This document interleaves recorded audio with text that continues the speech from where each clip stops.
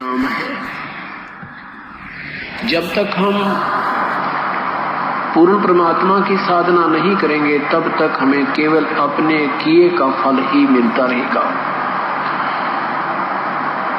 उनके लिए स्वर्ग बना रखा है, यहाँ पृथ्वी का राज्य, छोटी मोटी कोई पद पोस्ट आप ही के संस्कार से आपको प्रदान कर दी जाती है। और पाप के आधार पर आप नरक भी जाते हो, 84 लाख योनियों का कष्ट भी उठाते हो।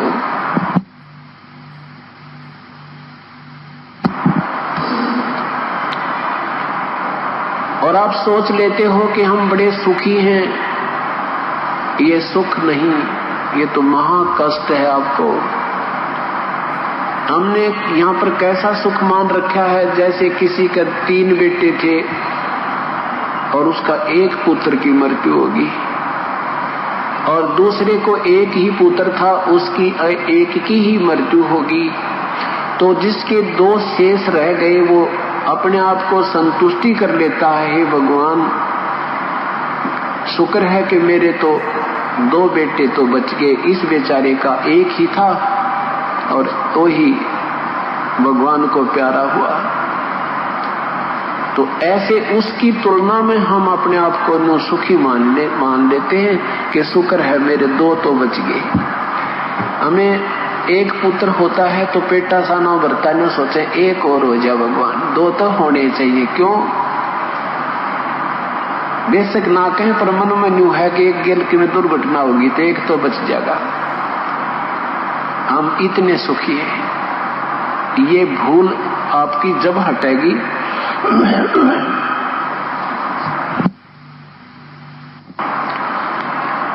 ये भूल जिस समय आपकी हट जाएगी उस समय आपको बहुत दूर तक की जो है ना दिव्य दृष्टि प्राप्त हो जाएगी, बहुत दूर तक आपको ज्ञान हो जाएगा। इसके कारण से परिचित हो जाने के उपरांत हम समझेंगे सचमुच हम काल के जाल में फंसे हैं। कारण को समझने के लिए आपको तत्व ज्ञान रह रहकर सुनना होगा। उसको जैसे पहले हमने रामायण की गोटा लगा रखा था, ऐसे रामायण की तरह इसको याद करना पड़ेगा, सृष्टि रचना को। जब तक हम सृष्टि रचना से परिचित नहीं होंगे तब तक हम न तो कोई सदग्रंथ को समझ सकते हैं और न ही हम कोई निर्णायक ज्ञान प्राप्त कर सकते हैं।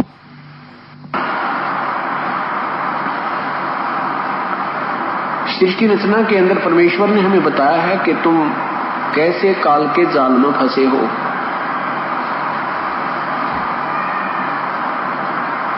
एक धर्मदास नाम के महान आत्मा प्रभु की तरफ में घूम रहे थे। ऐसे ही जैसे परंपरागत दंत कथाओं के आधार पर, लोक वेद के आधार पर जो ज्ञान प्राप्त था उस पुण्य आत्मा को, उसके आधार पर अपनी साधना करता हुआ मथुरा में पहुंच गया। वहां तीर्थ में स्नान किया, फिर साधना करने लगे। यहाँ तो कोई जीव सुखी नहीं। यहाँ ब्रह्मा विष्णु महेश भी अस्थायी, इनका भी विनाश होता है, नष्ट होते हैं, जन्म मृत्यु होती है।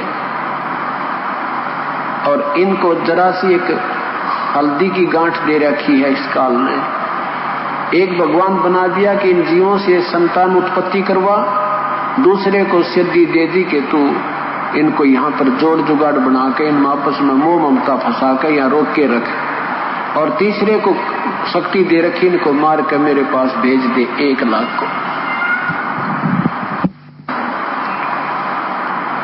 अब जो किसी को मारे, किसी का बेटा मरो चाहे बेटी मरो, भूकंप आ जाओ, सारा कुनबा मरो, अक्षेत्र मर जाओ, पूरा कुल नष्ट हो जाओ, इसको कति रहम नहीं।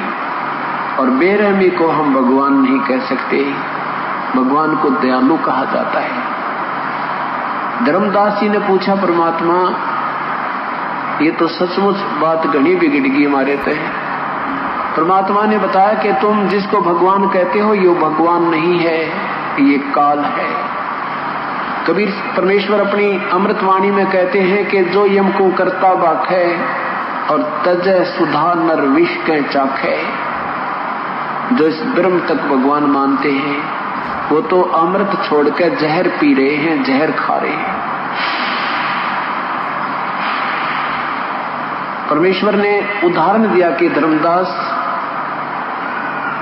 जैसे कसाई बकरे पालता है, जैसे कसाई बकरे पालता है तो उन बकरों के लिए वो सारी व्यवस्थाएं करता है, पानी की पीने के लिए पानी की व्यवस्था, आहार के लिए चारे की व्यवस्था, गर्मी सर्दी से बचने के लिए उनके लिए कोई छान छप्पर डाल देता है, जिसके रोजाना 10-20 बकरे की सेल होती है, वो एक बहुत बड़ा चरागाह भी मोल ले लेता है। और वो भोले पशु जब वो कसाई उनके पास जाता है, उनको चारा पानी डालता है, तो अबोध पशु सोचते हैं कि ये हमारा मालिक बड़ा दयालु है, देख हमारी कितनी सुविधाओं का ध्यान रखता है। और फिर जब समय आता है, जब उसको आवश्यकता होती है, उसी समय एक डंडा लेकर के और 2, 4, 10 जितने चाहिए, चाहे किसी का बाप आओ, चाहे किसी का बेटा हो, चाहे किसी की बेटी आओ, और चाहे पूरा परिवार आ जाओ, ऐसे डंडे ताक ले जाता है और जाके कड़च कर देता है।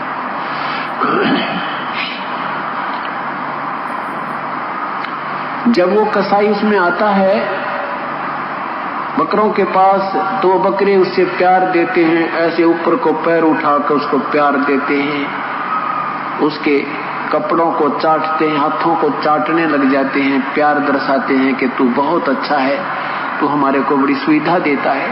और वो ऐसे हाथ लगाकर देखता है, बकरे सोचे हमें प्यार करता है। और वो कसाई देख रहा है कि वो कितना मांस हो गया, कै किलो का हो गया बकरा, कितने का बिकेगा, वो नो देखे। और वो बकरे सोच रहे हैं कि हमें प्यार दे रहा है, हमारा मालिक है।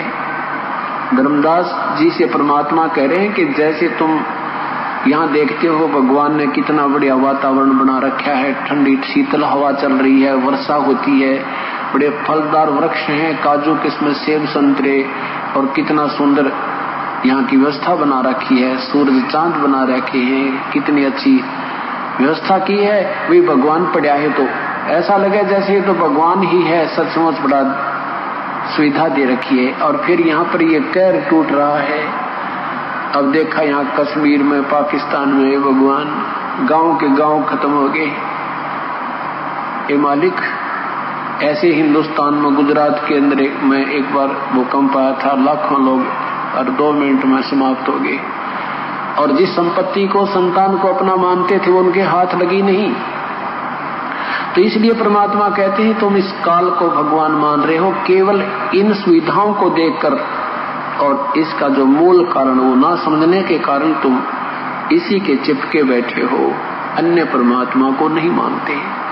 उसको तब मानोगे जब तुम इस सृष्टि रचना से परिचित हो जाओगे।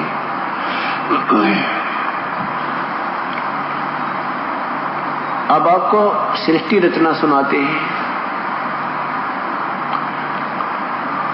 अभी तक हमें किसी भी संत ने परमात्मा कबीर परमेश्वर के अतिरिक्त, या वो महापुरुष जो उनके संपर्क में आए हैं, उन्होंने साक्षात परमात्मा को देखा सतलोक में और फिर यहाँ पृथ्वी पर, उनके अतिरिक्त कोई भी संत आज तक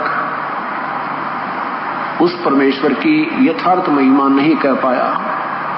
और जिन्होंने परमात्मा को देखा, उनमें आदरणीय धर्मदास साहिब जी, आदरणीय दादू साहिब जी, आदरणीय मुल्कदास साहिब जी, आदरणीय स्वामी रामानंद जी महाराज, आदरणीय गरीबदास साहिब जी, आदरणीय नानक साहिब जी, आदरणीय घीसा साहिब जी, इन आधा दर्जन संतों ने परमात्मा को साक्षात देखा और अपनी अमृतवाणी में ज्यों का त्यों वर्णन किया है। परंतु अपने तक वो यथार्थ ज्ञान नहीं आने पाया। हमारे को केवल अभी भी निराकार भगवान है, उसका कोई स्वरूप नहीं है, केवल प्रकाश देखा जा सकता है, वो निराकार है। ये दंत कथा सुनाते रहे, ये सुनी सुनाई दंत कथा काल के दूतों की, यही सुनाते रहे। वो जिन महापुरुषों ने परमात्मा देखा है, सदग्रंथ प्रमाण दे रहे हैं, पवित्र वेद प्रमाण दे रहे हैं, पवित्र बाइबल प्रमाण दे रहा है, पवित्र कुरान शरीफ प्रमाण दे रहा है कि परमात्मा मनुष्य सदृश शरीर में है, उसका नाम कबीर है। उसके एक रोमकूप की शोभा इतनी तेज है कि जैसे करोड़ सूर्य करोड़ चंद्रमा मिला दे तो भी फीकी रह जाए। परमात्मा ने अपने द्वारा रची हुई सृष्टि को आप ही आकर बताया है। अथर्ववेद कांड नंबर 4 के अनुवाक नंबर 7 में लिखा है कि वो कबीर परमेश्वर है जो सबका साथी है, आत्मा का आधार है, और जो सतलोक चले गए हैं उनको वहां वापस पहुंचाने वाला, सतभक्ति देकर पहुंचाने वाला भी परमात्मा कबीर साहब ही है। और वो अपने द्वारा रची हुई सृष्टि को स्वयं ही ठीक ठीक बताता है, और वो कबीर देव है, वो कबीर प्रभु है।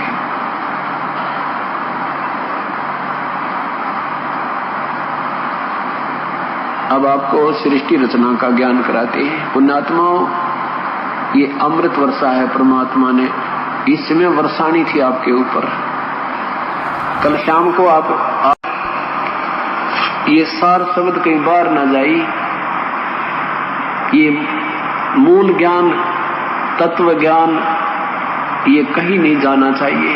हाँ, तो ज्ञान मेरी महिमा अवश्य सुना देना, लेकिन ये वास्तविक नाम मंत्र किसी को मत देना, अपने वंशजों को भी मत देना। और जो मंत्र सतनाम तक जो मंत्र है, सतनाम तक जो मंत्र है, अगर ये भी विधिवत अधिकारी संत से प्राप्त हो जाए तो भी उसका मनुष्य जन्म, कई मनुष्य जन्म मिलते रहते हैं। इतना धर्मदास जी को और अन्य संतों से परमात्मा ने कहा, जो उनकी संपर्क में आए, जिनको उपदेश देने का अधिकार दिया, उनसे कहा था कि अब ये सार नाम किसी को मत बताना।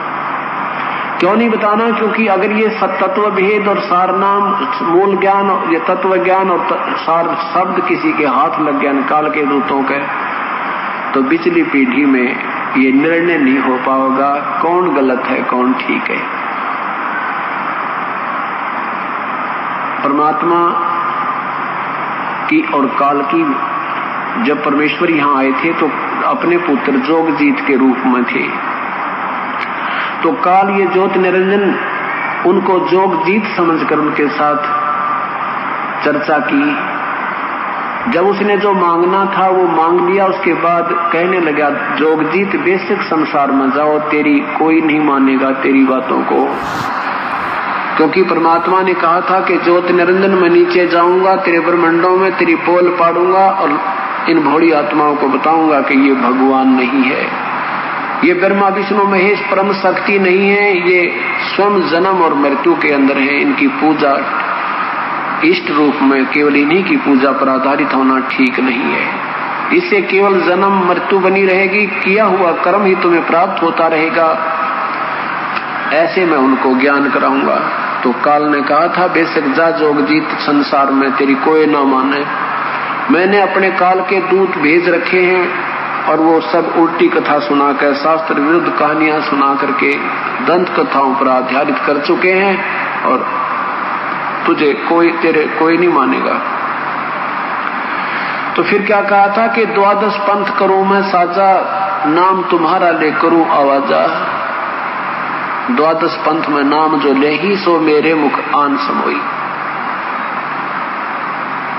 अब शाम को आपने सुना था कि 12 पंथ कालपुर माना, समझे नहीं जीव अनजाना।